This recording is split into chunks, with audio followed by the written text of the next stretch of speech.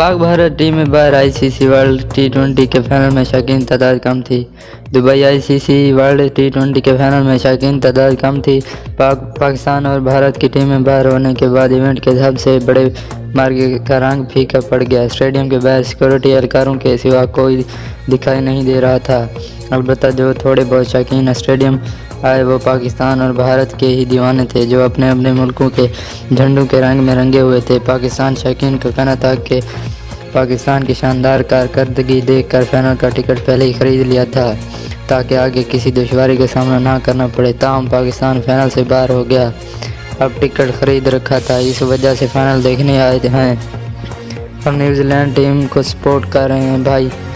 بھارتی شائقین بھی اپنی ٹیم کی جرسی پہنے نظر آئے۔ انہوں نے بھی نیوزی لینڈ کی کامیابی کی امید لگائی تھی۔